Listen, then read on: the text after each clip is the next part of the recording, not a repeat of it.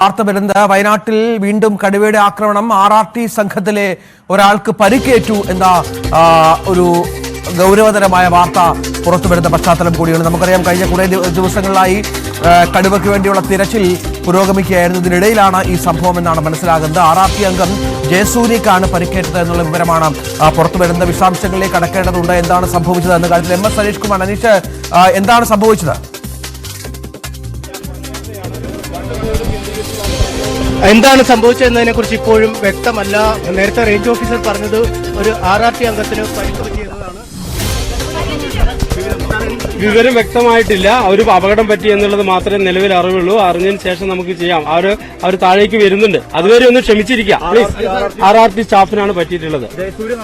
അദ്ദേഹത്തിന്റെ പേര് ജയസൂര്യ എന്നാണ് അറിയുന്നത്. അത് കൃത്യമായിട്ട് അത് ആശുപത്രിയിലേക്ക് കൊണ്ടുപോകാനുള്ള പ്രവർത്തനമാണ്. ഒന്ന് സഹകരിക്കുക, എല്ലാവരും ഒന്ന് സഹകരിക്കുക പ്ലീസ്. അത് കഴിഞ്ഞ ശേഷം ഒരു അംഗത്തിന് പരിക്ക് പറ്റിയെന്നാണ്. പരിക്കിന്റെ ഒരു വ്യാപ്തിയെക്കുറിച്ചോ അല്ലെങ്കിൽ കടുവയുടെ ആക്രമണമാണോ അതോ മറ്റു വന്യജീവികളുടെ ആക്രമണമാണോ അല്ലെങ്കിൽ എന്താണ് സംഭവിച്ചതെന്നത് ഇപ്പോഴും ഒരു വ്യക്തമല്ല. വലിയ സന്നാഹങ്ങളാണ് ഒരുക്കിയിരിക്കുന്നത്. വനവകുപ്പ് ഉദ്യോഗസ്ഥരൊക്കെ ലൈറ്റിട്ട വാഹനത്തിലാണ് ഓടി ഈ ഭാഗത്തേക്ക് കുതിച്ചു പാഞ്ഞു വരികയും ഈ അന്യ ഉദ്യോഗസ്ഥരുടെ മുഖങ്ങളിലൊക്കെ ഒരു ആശങ്ക നിഴലിക്കുന്ന ഒരു ശരീരഭാഷ നമുക്ക് കാണാൻ കഴിയുകയും ചെയ്തിരിക്കുന്നു. എന്താണ് കാട്ടിനുള്ളിൽ നടന്നത് എന്നതിനെക്കുറിച്ച് ഇപ്പോഴും വ്യക്തമല്ലാത്ത ഒരു കാര്യമാണ്. ആളുകളും ആശങ്കാകുലരായി ഇവിടെ കാത്തു നിൽക്കുന്നത്. നിങ്ങൾ എന്തെങ്കിലും വിവരം ഇല്ല, നമ്മളിപ്പോ കേറി വന്ന അതിപ്പോ ഉദ്യോഗസ്ഥൻ പറയുന്നത് ആർക്കും എന്തോ സംഭവിച്ചിട്ടുണ്ടെന്നാണ് പറയുന്നത്. എന്താ വ്യക്തമായിട്ട് നമുക്കും അറിഞ്ഞിട്ടില്ല. ഇപ്പൊ വരികയായിരിക്കും പ്രതീക്ഷ നിൽക്കുന്നുണ്ട്. ഞങ്ങൾ പരിചയമുള്ളവരൊക്കെ വിളിച്ചിട്ട് എടുക്കുന്നില്ല. ഇല്ല, ആരും ഫോൺ വിളിച്ചിട്ട് എടുക്കുന്നില്ല. ഉള്ളിൽ പോയ RRT ടീമിലുള്ള ആരും ഫോൺ എടുക്കുന്നില്ല. എടുത്തിട്ട് എന്തോ സംഭവിച്ചിട്ടുണ്ടെന്നാ പറയുന്നത്. അതാ ഉദ്യോഗസ്ഥനാണ് നിൽക്കുന്നത്. ഉദ്യോഗസ്ഥൻ തന്നെ പറഞ്ഞത് അതാ. ഇതാണ് നാട്ടുകാരും പറയുന്നത്. എല്ലാവരും ഒരു ആശങ്കാകുലരായി ഇവിടെ നിൽക്കുകയാണ്. ഇവിടം വരെയാണ് മാധ്യമങ്ങൾക്കും ആളുകളെയൊക്കെ കടത്തിവിടുന്നത്. ഇതിനപ്പുറത്തേക്കാണ് ഉദ്യോഗസ്ഥർ, വലിയൊരു ഉദ്യോഗസ്ഥരുടെ എണ്ണം അങ്ങോട്ട് പോയിട്ടുണ്ട്. എന്താണ് സംഭവിച്ചതെന്നതിനെ കുറിച്ച് ഇപ്പോഴും നമുക്ക് വ്യക്തമല്ല. ഒരു വലിയ ഗുരുതരമായ അപകടം എന്ന് തന്നെയാണ്. എന്താണ് അല്ല, വിവരം ഇപ്പൊ റേഞ്ച് ഓഫീസർ പറഞ്ഞാൽ നമ്മൾ അറിഞ്ഞിട്ട് ആർക്കോ പരിക്ക് പറ്റിയിട്ടുണ്ട്. വ്യക്തമായിട്ടൊന്നും അറിഞ്ഞിട്ടില്ല. നമുക്ക് വെയിറ്റ് ചെയ്യാം. അവര് ഇപ്പൊ കൊണ്ടുവരുന്നല്ലേ പറയുന്നത്. വലിയ സന്നാഹം പോയിട്ട് 10 മിനിറ്റ് ആയിട്ടുള്ളൂ. അപ്പോഴാണ് ഇപ്പൊ ഈ റിസൾട്ട് വന്നിട്ടുള്ളത്. അത് എന്താണ് അതിന്റെ എന്നുള്ളത് ഇപ്പൊ അവര് വരുമ്പോ നിജസ്ഥിതി എന്താ നമുക്ക് അറിയില്ല. കടുവ ആകാനാ സാധ്യത. മാന്തി എന്ന് പറയുമ്പോ കടുവ ആകാനേ സാധ്യതയുള്ളൂ. ആന എന്തായാലും മാന്തില്ലല്ലോ. അപ്പൊ അതാണ് നമ്മളെല്ലാരും നാട്ടുകാരെ പ്രതീക്ഷ. അങ്ങനെ ആയിരിക്കുമെന്ന് നമുക്ക് വെയിറ്റ് ചെയ്തൊക്കെ. ആൾക്ക് ഒരു എമർജൻസി ഉണ്ട് എന്നാണ് അറിയുന്നത്. വെയിറ്റ് ചെയ്യാം, നമുക്ക് നോക്കാം.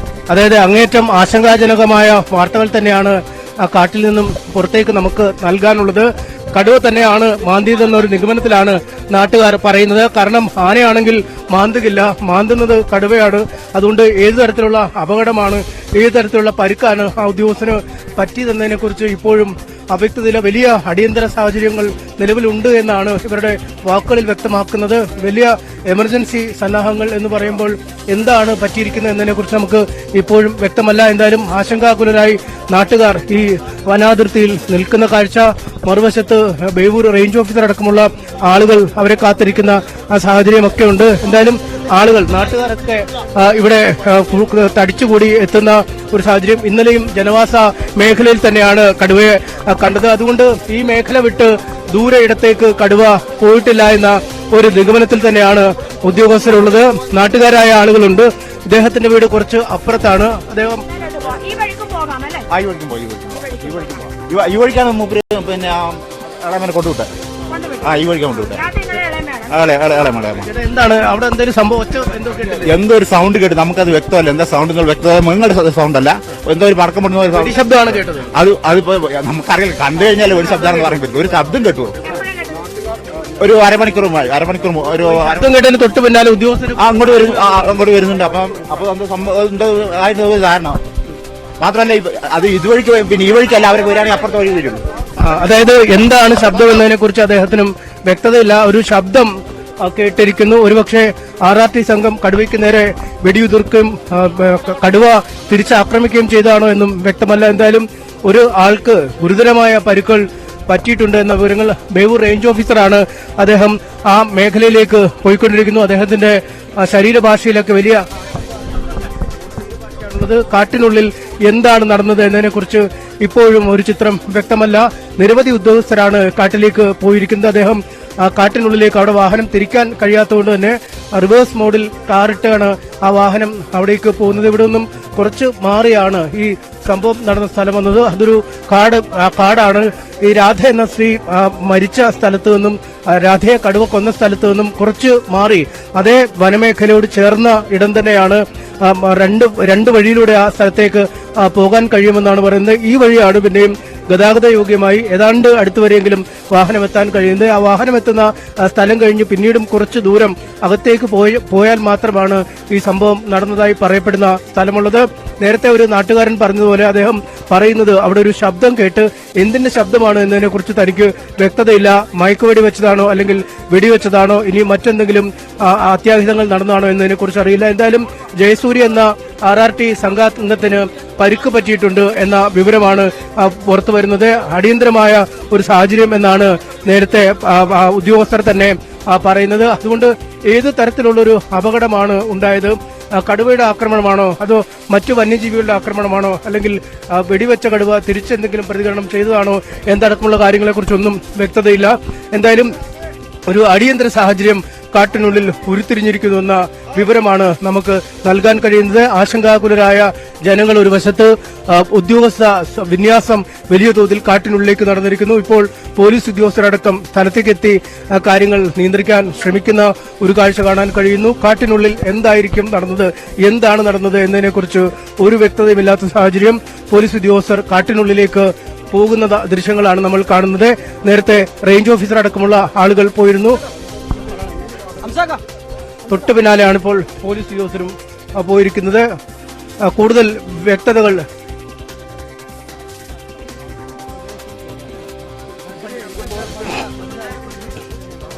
എന്തായാലും ഉദ്യോഗസ്ഥ സംഘം വീണ്ടും കൂടുതൽ ഉദ്യോഗസ്ഥർ കാട്ടിനുള്ളിലേക്ക് പോകുന്ന കാഴ്ചകളാണ് നമ്മൾ കാണുന്നത്. എന്താണ് സംഭവിച്ചതിനെ കുറിച്ച് ഇപ്പോഴും വ്യക്തതയില്ല. നമുക്ക് പറയാൻ കഴിയുന്നത് ഇത്രയും കാര്യങ്ങളാണ്.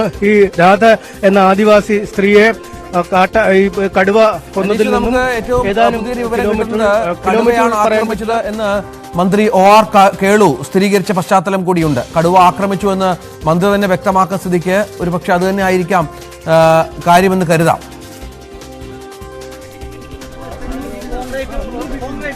തീർച്ചയായിട്ടും കടുവ, കാരണം നേരത്തെ തന്നെ മാന്തി എന്നാണ് പറഞ്ഞത്. ഈ ആനയാണെങ്കിൽ മാന്തുന്നതിന് സാധ്യതയില്ല, കടുവയാണെങ്കിലാണ് മാന്താനുള്ള സാധ്യതയുള്ളൂ. അതുകൊണ്ട് തന്നെയാണ് കടുവ എന്ന കാര്യം സ്ഥിരീകരിച്ചിരിക്കുന്നത്. എന്തായാലും അക്കാര്യം ഔദ്യോഗികമായി തന്നെ സ്ഥിരീകരിക്കപ്പെട്ടിരിക്കുന്നു.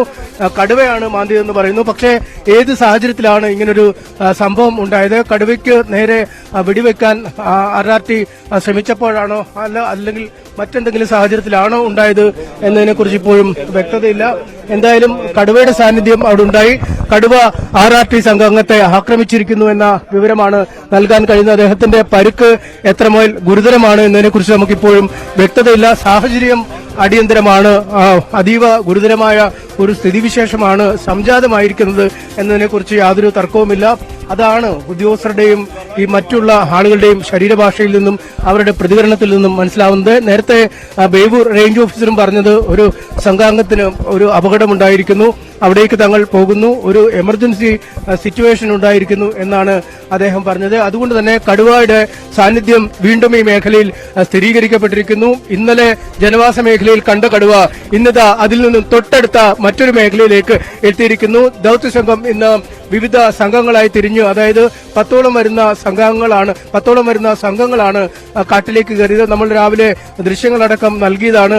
ഈ സംഘങ്ങൾ കാട്ടിലേക്ക് പോലുള്ള തയ്യാറെടുപ്പ് നടത്തുന്നതും അവർക്ക് ശരീരത്തിൽ ഈ ഗാർഡുകളും മറ്റുമൊക്കെ വെച്ചുകെട്ടി ബുള്ളറ്റ് പ്രൂഫ് ജാക്കറ്റൊക്കെ പോലെയുള്ള സമാനമായ രീതിയിൽ തന്നെയുള്ള ഗിയറുകൾ ധരിച്ച് കാലിൽ നീപ്പാടൊക്കെ ധരിച്ചാണ് അവർ കാട്ടിലേക്ക് പോയത്. അത്തരം സുരക്ഷാ സന്നാഹങ്ങളോടൊക്കെ പോകുമ്പോഴും ഈ കടുവ മാന്തി എന്നത് ഏറെ ആശങ്ക നൽകുന്ന സാഹചര്യമാണ്. സ്ഥിരീകരിക്കപ്പെട്ടിരിക്കുകയാണ്.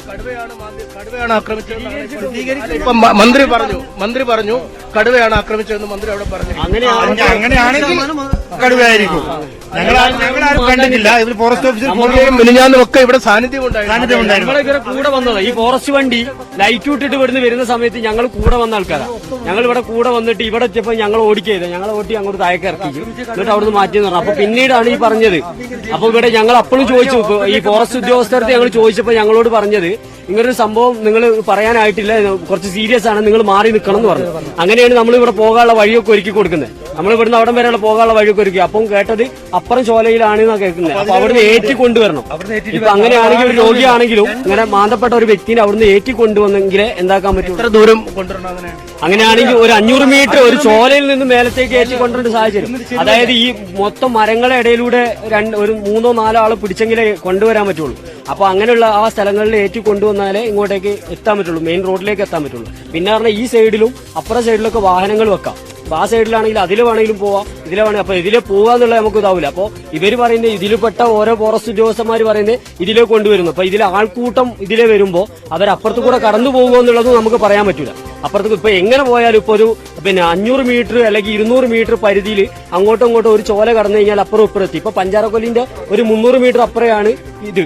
ഇവിടുന്ന് അങ്ങോട്ട് പോയ 300 മീറ്റർ ഉള്ളൂ അങ്ങോട്ടേക്ക്. ഇപ്പൊ അവിടെ കണ്ട 3 കൂടിയ ജംഗ്ഷൻ ഉണ്ട്. ആ ജംഗ്ഷനിൽ ഇപ്പൊ ഇന്നലെ ആ ബോഡി കണ്ടില്ലേ, ആ ഭാഗത്തേക്ക് കൂടി പോയാൽ ഈ പറഞ്ഞ 300 മീറ്ററേ ഉള്ളൂ. 300 മീറ്ററിന്റെ ചോടേ ഉള്ളൂ. ഇന്നിപ്പോ ഈ സംഭവം നടന്ന സ്ഥലവും ഈ രാധ മരിച്ച സ്ഥലവും തമ്മിൽ 300 മീറ്റർ. അവിടുന്ന് ഈ പറഞ്ഞ 500 മീറ്ററോ അല്ലെങ്കിൽ 1 കിലോമീറ്ററോ ആ പരിധിയേ ഉണ്ടാവുള്ളൂ. അതായത് അവിടെ ഒരു 3 കൂടി ജംഗ്ഷനാണ്. 1 കിലോമീറ്റർ മാക്സിമം പോലെ ഈ രാധേച്ചിന്റെ വീടും ഇപ്പൊ ഈ കടുവനെ കണ്ട സ്ഥലവും ഇന്നലെ ഇത് കണ്ടതും എല്ലാം കൂടി 1 കിലോമീറ്റർ പരിധിയാണ്. ഈ കുന്നിന്റെ പ്രിയദർശിനി എസ്റ്റേറ്റിന്റെ ഒരു കുന്നിന്റെ ഭാഗം, ആ ഒരു കുന്നിന്റെ ഭാഗമാണ്. ഈ കുന്നിന്റെ ഭാഗമാണ് ഒരു വീട് സൈഡിൽ രാധേച്ചിന്റെ വീട്, ഒരു സൈഡിൽ തെറാട്ട്, ഒരു സൈഡിൽ പ്രിയദർശിനി എസ്റ്റേറ്റ്, മറ്റുള്ള ഭാഗം ഫോറസ്റ്റ് ആണ്. ആ ഭാഗത്താണ് ഇപ്പൊ എന്താക്കുന്നത്, ഈ ഇപ്പൊ പോയ ആറ്റുസംഘത്തിലെ ഒരാളെ കടുവ ആക്രമിച്ചിരിക്കുന്നത്.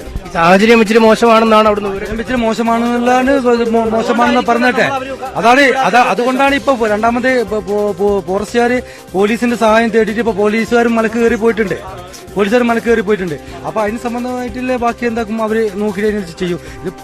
രഞ്ജിത്ത്, ഇതാണ് നാട്ടുകാരുടെ വാക്കുകൾ നമുക്ക് വ്യക്തമാണ്. ഈ മേഖലയിലെ ഒരു ഭൂപ്രകൃതി കാരണം ഈ രാധ മരിച്ചിടത്ത് നിന്നും 500 മീറ്റർ മാറിയാണ് ഇന്നലെ വൈകുന്നേരം കടുവയെ കണ്ടത്. അവിടുന്നും അവിടെ വരുന്നു